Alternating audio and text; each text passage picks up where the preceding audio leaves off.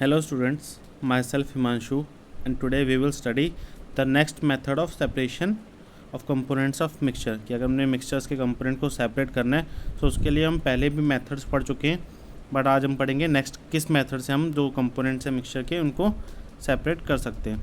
So today we will study how can we separate the mixture of salt and camphor कि अगर हमने salt और camphor के जो मिक्सचर है उसको अलग करना है तो हम उसको कैसे कर सकते हैं. सो we have learned in chapter 1 that camphor changes directly from solid to gaseous state on heating कि अगर आपको जो कैम्फर उसको चेंज करना है तो आप उसको जब हीट करते हो तो डायरेक्टली सॉलिड से गैसेस फेज में चेंज होता है, और ये जो चेंज हो रहा है इस प्रोसेस को आप क्या बोलते हो, सब्लिमेशन. सो अगर हमने किसी ऐसे मिक्सचर को चेंज करना है या कह सकते हो सेपरेट करना है जिसमें एक मटेरियल जो है वो सब्लाइम होता हो और सेकंड जो है वो सब्लाइम ना होता, इट मीन्स ऐसा एक मटेरियल हो जो कि डायरेक्टली सॉलिड से गैसेस फेज में चेंज हो और एक ऐसा हो कि जो सॉलिड से गैसेस फेज में डायरेक्टली चेंज ना होता हो, तो उस मिक्सचर को सेपरेट करने के लिए जो हम प्रोसेस यूज़ करते हैं उसको बोलते हैं सब्लिमेशन. ठीक. So some examples of solid which sublimes are ammonium chloride, naphthalene and anthracene. So कुछ ऐसे एग्जांपल्स हैं जो कि डायरेक्ट सब्लाइम होते हैं. मतलब अगर कुछ ऐसा मिक्सचर है जिसमें अमोनियम क्लोराइड प्लस एक ऐसा कंपोनेंट है जो सब्लाइम नहीं होता, सो आप उसको सेपरेट करने के लिए सब्लिमेशन प्रोसेस यूज़ कर सकते हो. ठीक. नीचे आप एक डायग्राम देख सकते हो कि इसमें क्या है कि एक चाइना डिश है जिसमें एक कैम्फर और सॉल्ट का मिक्सचर लिया है. जब हम इसको नीचे से हीट अप करते हैं तो उसके ऊपर एक फनल लगा रखी है इन्वर्टेड फॉर्म में, उल्टी करके एक फनल लगाई है जिसके टॉप को कॉटन प्लग से बंद किया हुआ है. तो जब हम इसको हीट करते हैं तो क्या होता है, ये जो मिक्सचर है कैम्फर और सॉल्ट का, सो इसमें जो सॉल्ट है कैम्फर जो है वो हीटअप होने के बाद क्या होता है, इवेपोरेट होता है या गैसेस फेज में चेंज होता है और जो फनल लगी है उसके वॉल्स पे स्टिक हो जाता है, चिपक जाता है जाके. ठीक. तो सारा कैम्फर जो है वो सब्लाइम हो गया और जो नीचे प्लेट है चाइना डिश है उसमें क्या बचा, सिर्फ सॉल्ट बचा. सो ऐसे आप जो सेपरेटिंग फनल है उसको सेपरेट करके अलग करके वहाँ से कैम्फर जो है उसको दोबारा कंडेंस करके सॉलिडिफाई कर सकते हो और आपको चाइना डिश में सिर्फ सॉल्ट मिल जाएगा. ठीक. सो इस मेथड से, सब्लिमेशन मेथड से आप सॉल्ट और कैम्फर के मिक्सचर को अलग अलग कर सकते हो. Okay. So now next method is in the dye is black ink is a single colour. क्या जो डाई होती है उसमें सिर्फ जो ब्लैक इंक है वो एक सिंगल कलर होती है, उसके अलावा और कोई इंक नहीं हो सकती. ठीक. सो उसके लिए हम एक एक्टिविटी परफॉर्म करते हैं. Now take a thin strip of a filter paper. हमने फिल्टर पेपर लिया, उसको एक बहुत पतली सी स्ट्रिप कट कर ली. Now draw a line on it using a pencil approximately 3 centimetre above the lower edge. ठीक. अब जैसे आप देख सकते हो कि नीचे जो डायग्राम में ए पार्ट है उसमें क्या क्या है, नीचे से 3 सेंटीमीटर छोड़ के एक लाइन बनाई है with the help of a pencil. ठीक. Now put a small drop of ink water soluble that is from a sketch pen और अ फाउंटेन पेन. ऐसी इंक जो कि वाटर सॉल्युबल हो, हमने एक ड्रॉप उस पेपर पे लगानी. अब कहाँ पे उस ड्रॉप जो है वो कहाँ पे हम मार्क करेंगे, at the centre of the line let it dry. जो हमने लाइन बनाई थी 3 सेंटीमीटर अबव फ्रॉम बॉटम, सो अपने उस लाइन के बिल्कुल सेंटर पे एक ड्रॉप इंक जो कि वाटर सॉल्युबल हो वो हमने मार्क कर देनी है. ठीक है. और उसके बाद जो फिल्टर पेपर है उसको ड्राई होने के लिए छोड़ देंगे. Now lower the filter paper into a jar, glass और beaker test tube containing the water so that the drop of ink on a paper is just above the water level. सो आप second diagram जो है उसमें देख सकते हो कि जिस पेपर को हमने पहले रेडी किया था इंक लगा के, अब हम क्या कर रहे हैं, उस पेपर को एक जार या बीकर कुछ भी ले सकते हो जिसमें पानी है, हमने उसमें डिप किया. और कहाँ तक डिप करना है, जहाँ तक जो इंक है जस्ट वो वाटर लेवल के पास तक पहुँच जाए. ठीक. Now watch carefully as the water rises up on the filter paper, record your observations. अब देखोगे अगर आप जो पेपर है उसको पानी में डिप करते हो, नॉर्मल पेपर भी आप ले सकते हो, अगर आप पानी में उस पेपर को डिप करते हो तो आप देखते हो धीरे धीरे जो पेपर है वो ऊपर तक गीला हो जाता है. चाहे वो पेपर सारा पानी के अंदर डिप नहीं हो रहा, but still after some time आप देखोगे जो सारा पेपर है वो गीला हो गया. सो इट मीन्स एक क्या प्रोसेस हो रही है कि जो वाटर है वो धीरे धीरे उस पेपर पे ऑब्जर्व हो रहा है कि पेपर जो है वाटर को सक कर रहा होता है. ठीक. सो उसी ऑब्जर्वेशन पे बेस्ड है कि अगर आप इसमें पेपर जो है उसको डिप करोगे जहाँ तक इंक लगी है उससे जस्ट बिलो तक, ठीक है, तो क्या होगा, धीरे धीरे जो पेपर है वो पानी को ऑब्जर्व करेगा और जो इंक है वो उस पानी के साथ मिक्सअप होनी शुरू हो जाएगी. ओके. तो ये जो आपने एक्सपेरिमेंट किया, अगर आप इस एक्सपेरिमेंट को करते हो तो और क्या क्या क्वेश्चन जो आपके माइंड में अराइज हो सकते हैं. What do you observe on the filter paper as the water rises on it, आप क्या देखोगे, जो इंक है वो धीरे धीरे उस वाटर के साथ मिक्स हो रही है। So do you obtain different colours on the filter paper strip, क्या आपको डिफरेंट कलर मिलेंगे फिल्टर पेपर स्ट्रिप पे, ठीक। अब इंक अगर उसमें डिजॉल्व हो रही है, जैसे जैसे इंक डिजॉल्व होगी वैसे वैसे वो लाइट होती जाएगी, सो आपको डिफरेंट कलर मिल सकते हैं, ठीक। Now what according to you can be the reason for the rise of colour spot on the filters on the paper strip, कि क्या क्या रीज़न हो सकते हैं। अब देखो हम रीज़न देखते हैं। Now the ink that we use has water as a solvent, हमें पता है कि जो इंक हम यूज़ करते हैं उसमें एक कलर होता है, ठीक है, और एक सॉल्वेंट पार्ट होता है that is water, and the dye is soluble in it, as the water rises on the filter paper it takes along with it the dye particle, कि जैसे जैसे जो वाटर है अगर वो फिल्टर पेपर पे ऊपर की तरफ जाता है, हमें पता है कि ऐसा तो है नहीं कि पानी directly from bottom to top सब कुछ गीला कर देगा उस पेपर को, नहीं ऐसा नहीं होता ना, कि फ्रॉम बॉटम वो धीरे धीरे ऊपर जाता है, पहले नीचे से हाफ पेपर गीला हो जाएगा, फिर धीरे धीरे और ऊपर तक गीला होगा। तो जब वाटर नीचे से ऊपर की तरफ जाता है तो जो डाई लगी है उस वाटर पेपर पे, सॉरी उस फिल्टर पेपर पे, सो वो डाई वाटर में सॉल्युबल होती है और धीरे धीरे जो पार्टिकल्स हैं उस डाई के वो भी वाटर के साथ ऊपर जाते हैं, ठीक है। अब जो डाई के पार्टिकल जो वाटर में ज़्यादा सॉल्युबल होंगे वो जल्दी उस वाटर में मिक्सअप होंगे, और जो सबसे पहली लेयर वाटर की ऊपर जा रही है वो उसके साथ ही ऊपर जाना शुरू हो जाएंगे। फिर अनदर पार्टिकल जो कि थोड़े कम सॉल्युबल हैं वो धीरे धीरे मिक्स होंगे, देन वो भी ऊपर जाएंगे, ठीक। सो ऐसे आप देखोगे जो सबसे ऊपर जो वाटर की लेयर पहुंचेगी या सबसे टॉप मोस्ट जो पेपर होगा उस पर कलर डिफरेंट होगा, उसके बॉटम पे कलर डिफरेंट होगा, और नीचे आओगे तो कलर डिफरेंट हो जाएगा। सो आप देखोगे जो पेपर है उस पर डिफरेंट डिफरेंट कलर के स्ट्रिप्स बन जाएंगी। अब ये डिपेंडेंट किस कारण ये स्ट्रिप्स बनेंगी, वो डिपेंड करता है कि जो डाई है उसकी वाटर सॉल्युबल कैपेसिटी कितनी है, वो डाई कितनी जल्दी वाटर में सॉल्युबल है या कितनी जल्दी वाटर में मिक्सअप हो जाता है, ठीक है। So usually a dye is a mixture of 2 or more colour, जो हमने पहले क्वेश्चन यही था कि क्या जो डाई है वो सिंगल कलर की होती है, सो नहीं, डाई सिंगल कलर की नहीं होती। The coloured component that is more soluble in water rises faster and in this way a colour gets separated, तो जो ज़्यादा सॉल्युबल होता है वो जल्दी मिक्सअप हो जाता है और जल्दी ऊपर चला जाता है पानी के साथ साथ पेपर को गीला करते हुए, ठीक। Now this process of separation of components of a mixture is known as chromatography, जो इस प्रोसेस जिससे हम देखते हैं कलर के स्ट्रिप बेसिस पे हम इसको डिफ्रेंशिएट कर रहे हैं, सो इस प्रोसेस को या इस सेपरेशन प्रोसेस को बोलते हैं क्रोमेटोग्राफी, ठीक। अब ये जो क्रोमा वर्ड है ये ग्रीक लैंग्वेज का वर्ड है जिसका मतलब होता है colour. So this technique was firstly use for the separation of colours, इस टेक्निक को हम कलर सेपरेट करने के लिए यूज़ करते थे, ठीक है। बट अब डिफरेंट डिफरेंट जगह पे भी ये टेक्निक यूज़ होती है। तो इसकी एप्लीकेशंस क्या हैं, कहाँ कहाँ पे यूज़ हो सकती है ये।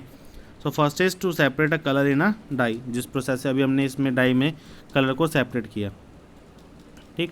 Now pigments from the natural colour, जो नेचुरल कलर्स होते हैं उसमें से पिगमेंट्स सेपरेट करने के लिए, ठीक। And third one is drugs from blood, कि ब्लड्स में जो ड्रग्स होते हैं आप देखते हो कि ब्लड रिपोर्ट आती है ना कि इसने ड्रग्स इंटेक किए थे या नहीं इंटेक किए थे, तो कैसे हम उसको सेपरेट कर रहे हैं, वो by the process of chromatography. हम उससे चेक करते हैं कि इसके ब्लड में ड्रग्स मिक्स हैं या नहीं है, okay. So now next topic is how can we separate a mixture of 2 miscible liquid, ठीक है। अब हमने लास्ट लेक्चर में पढ़ा था कि how can we separate the mixtures of 2 immiscible liquid, ठीक है, कि जो लिक्विड्स आपस में मिक्स नहीं होते उसको हम कैसे सेपरेट कर सकते थे, ठीक है। बट अब हम पढ़ेंगे कि अगर 2 लिक्विड दैट जो मिक्सिबल हैं में जो मिक्स हो जाएंगे एक दूसरे में, उनको आप कैसे सेपरेट करोगे, ठीक। सो इसके लिए एक्टिविटी है, क्या एक्टिविटी इसमें, let us try to separate the acetone and water from their mixture, कि आपने एक मिक्सचर ले लिया एसीटोन और वाटर का और अब आप उसको सेपरेट कर रहे हो। Now take the mixture in a distillation flask, fit it with a thermometer. अगर आप नीचे डायग्राम में देखोगे तो आपने क्या किया है, एक फ्लास्क में क्या लिया है, डिस्टिलेशन फ्लास्क में लिया है मिक्सचर दोनों का, एसीटोन और वाटर का, और उसके साथ एक थर्मामीटर फिट किया है। Now arrange the operators as shown in figure, वो आप नीचे देख सकते हो कि कैसे प्रॉपर जो ऑपरेटर्स है उसको आपने कैसे करना है, अरेंज कैसे करना है। Now heat the mixture slowly keeping a close watch at a thermometer, तो आपने क्या करना है, उस मिक्सचर को धीरे धीरे हीटअप करना शुरू करना है और बहुत प्रिसाइसली ऑब्जर्व करना है कि जो थर्मामीटर है उसमें टेम्परेचर कितना बढ़ गया या कितनी स्पीड से बढ़ रहा है। Now the acetone vaporise condense in the condenser and can be collected from the condenser outlet. So आप देख सकते हो कि डिस्टिलेशन फ्लास्क के बाद आपको एक कंडेंसर आउटलेट दी हुई है कि जिसमें से जो एसीटोन है वो आप कंडेंस करके अलग एक बीकर में कलेक्ट कर सकते हो। अब एक कंडेंसर का काम क्या है, जो कंडेंसर आउटलेट है इसका काम क्या होता है? देखो, जब आप हीट करोगे तो जो एसीटोन है, हमें पता है एसीटोन वाटर से जल्दी इवेपोरेट हो जाता है। आपने लास्ट चैप्टर में पढ़ा था कि जो एसीटोन है वो नेचर से या कह सकते हो एनवायरनमेंट से हीट गेन करके फटाफट से इवेपोरेट हो जाता है। इवन आपके पाम पे रखोगे एसीटोन तो आप वहाँ से भी वो इवेपोरेट हो जाएगा। ठीक, तो आप देखते हो अगर आप थोड़ा सा भी हीट करोगे जो एसीटोन है वो क्या करेगा, इवेपोरेट हो जाएगा। अब बिकॉज ऑफ वो लिक्विड पार्ट था गैसेस फेज में चेंज हो गया, तो अगर हमने वापस उसको लिक्विड फेज में लाना है तो उसको क्या करना पड़ेगा, हमें ठंडा करना पड़ेगा। सो दैट्स वाई ये आगे जो कंडेंसर यूनिट लगा है वो क्या करता है, जो इवेपोरेट हुआ एसीटोन है वो उसको कंडेंस करके एक बीकर में कलेक्ट करने में हेल्प करता है। ठीक है, सो कंडेंसर यूनिट का वो पार्ट है यहाँ पे। Now water is left behind in the distillation flask. So अब जो डिस्टिलेशन फ्लास्क जिसको आप हीट अप कर रहे थे, जब सारा एसीटोन इवेपोरेट हो जाएगा तो बाद में जो सिर्फ रिमेनिंग पार्ट बचेगा उस फ्लास्क में वो क्या बचेगा, वाटर। और आपने साइड पे जो दूसरा बीकर रखा है उसमें आपने क्या कलेक्ट कर लिया, एसीटोन। अब हमने एसीटोन और वाटर के मिक्सचर को ही अलग करना था, सो हमने इस प्रोसेस से इसको अलग कर लिया। अब बिकॉज ऑफ यहाँ पे हम कौन सा फ्लास्क यूज़ कर रहे हैं, डिस्टिलेशन फ्लास्क, तो इस प्रोसेस को आप बोलते हो या इस मेथड को आप बोलते हो डिस्टिलेशन। ठीक है, और this method is called distillation. Now it is used for the separation of components of mixture containing two miscible liquids that boil without decomposition and have sufficient difference in their boiling point. अब जो distillation process है वो हम सिर्फ तब या उन liquids के सेपरेशन के लिए यूज़ कर सकते हैं जब उन लिक्विड्स के बॉइलिंग पॉइंट में ज़्यादा डिफरेंस हो। अब ऐसे अगर दो लिक्विड है जिनके बॉइलिंग पॉइंट में बहुत ज़्यादा डिफरेंस नहीं है, सो उस टाइम पे आप सिंपल डिस्टिलेशन प्रोसेस जो है वो यूज़ नहीं कर सकते। ठीक है, सो अगर आपके पास ऐसा कोई लिक्विड है जिसके जो बॉइलिंग पॉइंट्स हैं वो बहुत ज़्यादा क्लोज है, तो उसके लिए आप जो मेथड यूज़ करते हो उसको बोलते हैं फ्रैक्शनल डिस्टिलेशन। ठीक, now to separate a mixture of two और more miscible liquids for which the difference in boiling point is less than 25 kelvin, fractional distillation process is use. ठीक है, सो उस टाइम पे जो हम प्रोसेस यूज़ करते हैं उसको बोलते हैं फ्रैक्शनल डिस्टिलेशन। अब ऐसे कोई भी दो लिक्विड्स हैं जिनके बॉइलिंग पॉइंट में 25 केल्विन से कम डिफरेंस है, सो उस टाइम पे आप जो प्रोसेस यूज़ करोगे वो होगी फ्रैक्शनल डिस्टिलेशन। अगर 25 केल्विन से ज़्यादा है तो नॉर्मल डिस्टिलेशन प्रोसेस से आप उसको सेपरेट कर सकते हो। ठीक, अब फ्रैक्शनल डिस्टिलेशन आपने पढ़ा होगा कि हम जो पेट्रोलियम होता है उसके जो प्रोडक्ट्स होते हैं लाइक पेट्रोल, डीजल, कैरोसिन, इन सब को अलग करने के लिए हम एक प्रोसेस यूज़ करते हैं जिसको आप बोलते हो फ्रैक्शनल डिस्टिलेशन। ठीक, for example the separation of different gases from air and different fractions from petroleum product etcetera we use fractional distillation. Now the apparatus is similar to that of the simple distillation except that a fractionating column is fitted in between the distillation flask and condenser. So आप अगर पिछला diagram आपके mind में है तो आप देख सकते हो कि उसमें हमने क्या किया था, सिर्फ एक डिस्टिलेशन फ्लास्क और दूसरी तरफ एक बीकर लिया था और बीच में एक कंडेंसर था। ठीक, but in case of fractional distillation जो डिस्टिलेशन फ्लास्क है उसके ऊपर आप एक फ्रैक्शनेटिंग कॉलम भी लगाते हो। आप डायग्राम में देख सकते हो कि जो डिस्टिलेशन फ्लास्क है उसके ऊपर पहले थर्मामीटर लगा था पिछले डायग्राम में, बट यहाँ पे आपको बीच में एक और भी फ्रैक्शनेटिंग कॉलम भी यूज़ किया गया है।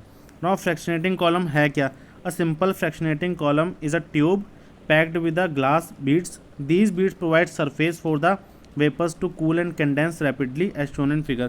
ठीक, अब जो ये ग्लास बीड्स है क्या करती हैं, पीछे तो हमने ठंडा करने के लिए सिर्फ कंडेंसर लगाया था। ठीक, but in case of fractional distillation जो फ्रैक्शनेटिंग फ्लास्क है वो भी काम करती है उस जो भी चीज़ वेपोरेट हुई है उसको कंडेंस करने में या उसको ठंडा करने के लिए। ठीक है, सो जल्दी ठंडा हो जाएगा तो आपको जल्दी वो जो प्रोडक्ट है वो ठंडा होकर मिल जाएगा। और टेम्परेचर बढ़ेगा सो नेक्स्ट प्रोडक्ट मिलेगा आपको, और टेम्परेचर बढ़ेगा तो नेक्स्ट प्रोडक्ट मिलेगा। सो इससे क्या होता है, जब जल्दी कोई चीज़ ज़्यादा जल्दी ठंडी हो रही है तो उससे क्या होता है वो जल्दी सेपरेट हो जाएगी। ठीक, सो अगर आपके पास टेम्परेचर डिफरेंस कम भी है तो भी आप चीज़ों को सेपरेट कर सकते हो with the help of this method, and this method is known as fractional distillation.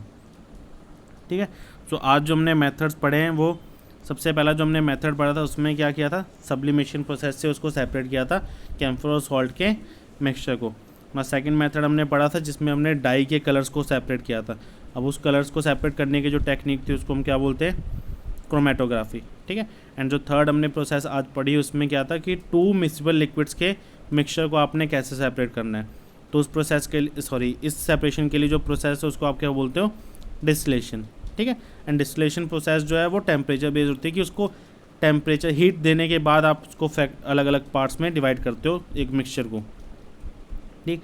Then उसके आगे अगर तो मिक्सचर का जो टेम्परेचर डिफरेंस है वो बहुत ज़्यादा नहीं है तो तब आप कौन सी प्रोसेस यूज़ करते हो, फ्रैक्शनल डिस्टिलेशन, ठीक है। एंड फ्रैक्शनल डिस्टिलेशन और डिस्टिलेशन प्रोसेस है, इसके डायग्राम इंपॉर्टेंट है, आप इसके डायग्राम ज़रूर ध्यान रखो कि फ्रैक्शनल डिस्टिलेशन और डिस्टिलेशन प्रोसेस का जो डायग्राम है इनमें डिफरेंस क्या है, या जो इनका अपरेटस है, ठीक है, इसमें डिफरेंस क्या है, ठीक। सो आज के लिए इतना, बाकी हम जो रिमेनिंग पार्ट है वो नेक्स्ट लेक्चर में पढ़ेंगे। So thank you students.